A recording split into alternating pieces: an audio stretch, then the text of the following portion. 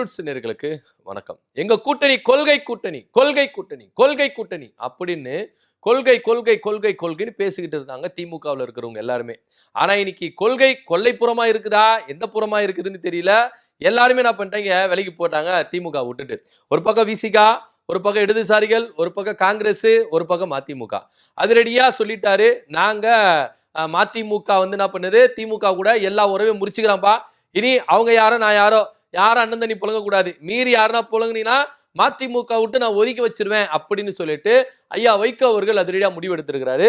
So ஐயா வைகோ அவர்கள் சொன்னதுல இருந்து திமுகவும் மதிமுகவும் எதிரெதிர் துருவங்கள் அப்படின்னு சொல்லலாம். இனி இவங்களை கலாய்ப்பாங்க, எதிர் விமர்சனம் அளிப்பாங்க.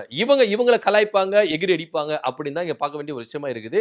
இது குறித்து ஐயா ராசா அவர்கள் என்ன சொன்னார்னா, எதுக்குங்க நீங்க பொதுக்குழு வரைக்கும் வெயிட் பண்றீங்க? எங்களுக்கு தெரியுங்க, உங்களுடைய நடவடிக்கைகள் எங்களுக்கு தெரியும். அதனால கொஞ்சம் என்ன பண்ணுங்க, விலகி போயிருங்க, எதுக்கு பொதுக்குழு அப்படின்லாம் சொல்லிட்டு என்ன பண்ணாரு, விமர்சிச்சார். ஐயா வைகோ அவர்கள் இந்த கூட்டணி முறிவை பத்தி என்ன சொன்னாரு அப்படின்னு பாத்தீங்கன்னா, எங்க நாங்க ஒன்னும் திமுக வந்து விலகி போனோம், திமுக விட்டு வரணும்னு எங்களுக்கு அவசியம் கிடையாது. ஆனா எங்களை பத்தி அவங்க விமர்சிக்கிறாங்க, அதுதானே ரொம்ப தப்பு. அது எப்படிங்க விமர்சிக்கலாம்? ராசா எப்படி விமர்சிக்கலாம் எங்களை பத்தி? கூட்டணியிலிருந்து வெளியேறிச்சுன்னு எப்படி சொல்லலாம்? அதனாலதான் நாங்க என்ன பண்றோம், வெளியேறோம், எங்களுக்குன்னு சில பல ரோசங்கள்லாம் இருக்குதுங்க அப்படின்னு சொல்லிட்டு என்ன பண்றாங்க வைகோ அவர்கள் சொல்லியிருக்கிறாரு. ஆனா வைகோ அவர்கள் எது சொன்னாலும் பொய்யாதான் இருக்குமா அப்படின்னு இப்ப நம்மளுக்கு யோசிக்க தோணுது. ஏன்னா அவர் சொன்ன விஷயம் ரெண்டு. ஒன்னு என்னன்னா, திமுக தான் ஃபர்ஸ்ட் மதிமுக விமர்சிச்சதுன்னு சொன்னார்ல, அது முதல் பொய். ரெண்டாவது பொய் என்ன அப்படின்னு பாத்தீங்கன்னா, ஒரு கல்யாண நிகழ்ச்சியில சீமான் இருக்கிறாரு, ஸ்டாலின் இருக்கிறாரு, நான் இருக்கிறேன். என் பக்கம் அவர் திரும்பி கூட பேசலங்க, மூஞ்ச திருப்பிக்கின்னு இப்படி பேசினுக்கிறாரு, பக்கத்துல நான் உக்காஞ்சின்னு இருக்கிறேன், இதெல்லாம் அநியாயம் இல்லையா அப்படின்னு பேசினார். சரி ஓகே, இது நடந்திருக்கிறதுக்கு வாய்ப்பு இருக்குதோ அப்படின்னு சொல்லிட்டு நம்மளும் பழைய கதையெல்லாம் போட்டு தோண்டி தோண்டி எடுத்தா அப்படி ஒன்றும் தெரியவே இல்லை. ஐயா வைகோ அவர்கள் அரசியல் எந்த அளவுக்கு ஒரு எக்ஸ்பீரியன்ஸ் ஆன ஆளு, அவர் வந்து இந்த அளவுக்கு பொய் பொய்யா சுத்திக்கிட்டு இருக்கிறாரு அப்படின்னு தான் இன்னைக்கு நம்மளுக்கு வேதனைப்பட வேண்டிய ஒரு விஷயமா இருக்கு.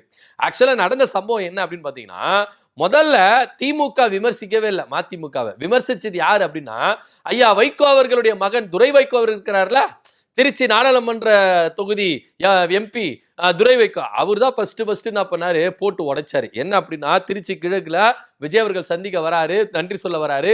அங்க ஒரு நாடாளுமன்ற உறுப்பினர் புரோட்டோகால் அடிப்படையில சந்திச்சாரு, மரியாதை நிமித்தம் சந்திச்சாருன்னா ஓகே, அக்செப்ட் பண்ணிக்கலாம்.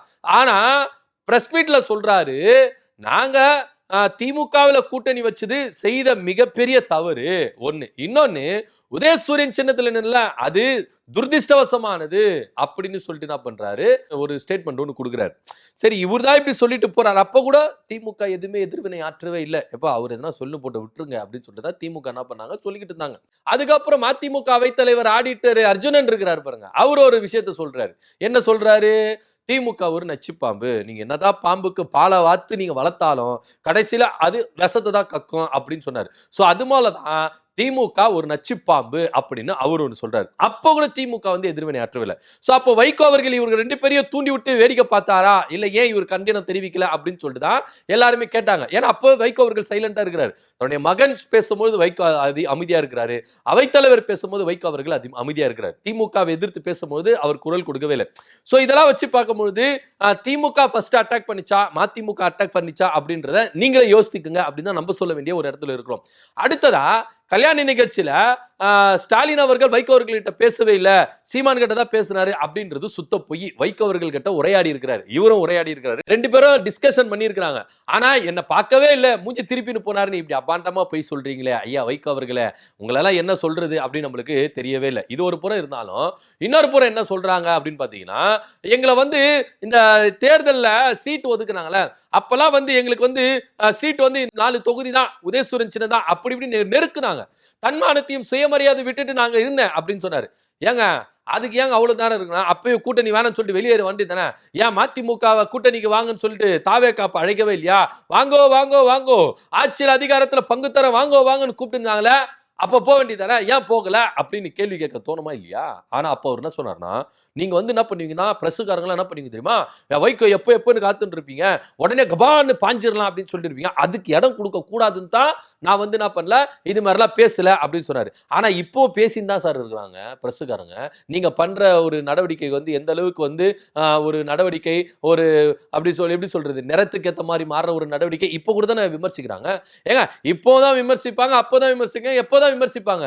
உங்களுடைய நிலைப்பாடுல நீங்க கரெக்டா இருக்க வேண்டியதானே. உங்களுடைய கட்சியினுடைய நிலைப்பாடுல நீங்க கரெக்டா இருந்தது. திமுக எங்களுக்கு இப்படி நெருக்கடி கொடுத்தது, திமுக இது மாதிரி எங்களுக்கு வந்து என்ன பண்றாங்க, எங்களுக்கு நிர்பந்திக்கிறாங்க, நாங்க வெளியேறோம் சொல்லிட்டு வர வேண்டியதானே சார். இப்ப மட்டும் வெளியேறீங்க, அப்பயா வெளியேறல? கேள்வி கேட்போமா கேட்க மாட்டோமா? நீங்களே சொல்லுங்க. 19 பிரஸ் மேல பழிய போட்டுட்டு பிரஸ்காரங்க எப்போ வைகோ அவர்கள் தப்பு செய்வார்னு பார்த்துட்டு இருக்கிறதா பிரஸோட வேலை அப்படின்னு தான் நீங்க பார்க்க வேண்டியது வருது. ஏன்னா வைகோ அவர்கள் சொல்றது எல்லாமே நான் ஏன் அப்போ கூட்டணி விட்டு வெளியேறலனா பிரஸ்காரங்க என்ன தப்பா எழுதுவாங்க, அதனால நான் கூட்டணி விட்டு வெளியேறல அப்படின்றீங்களே. இப்ப மட்டும் உங்களை நல்லபடியா எழுதுவாங்க, கூட்டணி விட்டு வெளியே இருந்துட்டீங்களா, நல்லபடியா எழுதுவாங்க. கேள்விகள் கேட்க தோணுமா இல்லையா?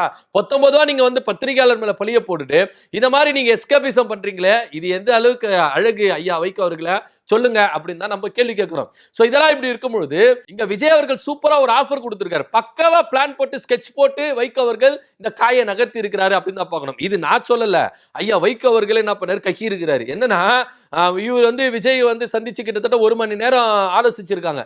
அந்த ஆலோசனையில பலப்பட்ட விஷயங்கள் பேசப்பட்டதா. அதுல ஒன்னு அவுத்து விட்டு இருக்கிறாரு. என்ன அப்படின்னு பாத்தீங்கன்னா விஜய் அவர்கள் என்கிட்ட சொன்னது என்னன்னா 2 எம்எல்ஏக்களை ராஜினாமா பண்ணிட்டு வர சொல்லுங்க சார், நீங்க திமுக கூட்டணியில் இருக்க வேண்டாம், அப்படிப்பட்ட கூட்டணி உங்களுக்கு வேணுமா, அட போங்க ராஜினாமா பண்ணிட்டு வெளியே வர சொல்லுங்க, நான் ஜெயிக்க வைக்கிறேன், உத்தரவாதம் தரேன், அந்த 2 எம்எல்ஏக்கள் நான் ஜெயிக்க வைக்கிறேன், வேணும்னா அந்த 2 தொகுதியிலும் நானே பிரச்சாரத்துக்கு வரேன், வந்து ஜெயிக்க வச்சு உங்களை அமைச்சராக்குறேன் சொன்னது ஐயா வைகோ அவர்கள்.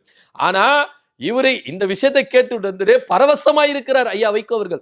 அப்படியே 2 எம்எல்ஏ கிட்ட சொல்லியிருக்கிறாரு, இங்க பாருங்கப்பா முதலமைச்சர் கிட்ட பேசிட்டா முதலமைச்சர் விஜய் என்ன சொன்னார்னா நீங்க ராஜினாமா பண்ணிட்டு வாங்க, உங்களை வந்து அந்த தொகுதியில் நிக்க வச்சு ஜெயிக்க வைக்கிறாராம், வந்துருங்க அப்படின்னு சொல்லிட்டு 2 எம்எல்ஏ கிட்ட சொல்லியிருக்கிறாங்க. 2 எம்எல்ஏவும் டிமிக்கி குத்துக்கிறாங்க. என்ன அப்படின்னா, ஐயா உங்க இஷ்டத்துக்கெல்லாம் நாங்க வந்து ராஜினாமா பண்ணிட்டு வர முடியாது, மீதி இருக்கிற காலத்தை ஒரு நல்ல பேரோட நாங்க வந்து கழிக்கிறதுக்கு நாங்க தயாராயிட்டோம், அதுக்குன்னு நீங்க நிக்க சொன்னா நிக்கணும், நீங்க ராஜினாமா பண்ண சொன்னா ராஜினாமா பண்ணுமா, அதெல்லாம் முடியாதுங்க, அங்க தொகுதியில கட்சி கடந்து ஜாதி கடந்து மதம் கடந்து எல்லாரும் எங்களுக்கு ஓட்டு போட்டு ஜெயிக்க வச்சிருக்காங்க, அந்த மக்களுக்கு நாங்க நன்றி உள்ளவர்களா இருக்கணும், ஏதோ நீங்க சொல்லிட்டீங்கன்னு சொல்லிட்டு ராஜினாமா பண்ணிட்டு வந்துட்டு என்னங்க பண்ண சொல்றீங்க, அதெல்லாம் பண்ண முடியாது, ஏரியாக்குள்ள நாங்க வந்து கெட்ட பேரோட திரிஞ்சு நிற்குமா, போங்கங்க வேலையை பார்த்துக்கிட்டு அப்படின்னு 2 பேர் என்ன பண்ணிருக்காங்க, ஐயா வைகோ அவர்களுக்கு ரிவீட் வச்சிருக்காங்க. சோ இதனால 2 பேரும் ராஜினாமா பண்ண முடியாது அப்படின்னு சொல்லிட்டு இருக்காங்க. உங்களுக்கு என்ன சட்டப்படி பார்த்தா நான் மதிமுக உறுப்பினர் கிடையாது, திமுக உறுப்பினர், எங்க கிட்ட வந்து இது மாதிரி பேசிட்டு இருக்காதீங்க,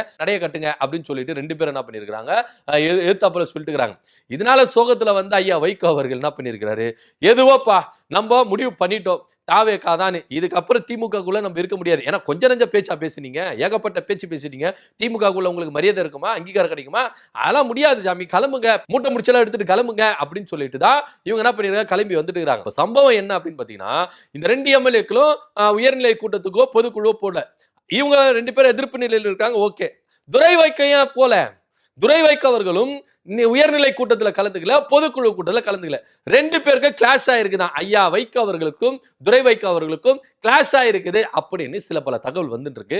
சோ எப்படி பார்த்தாலும் மதிமுக அப்படின்றது தாவேகா அப்படின்ற ஒரு இடத்துல போயிட்டு காணாம போக போகுது அப்படின்னா, ஏன்னா மதிமுகவுல பல பேர் தாவேகா கூட்டணியை விரும்பாதவங்க நிறைய பேர் இருக்கிறாங்க. சோ அதிரடியா அடுத்தடுத்து நிர்வாகிகள் விலக போறாங்க அப்படின்னு ஒரு கருத்து இருக்குது.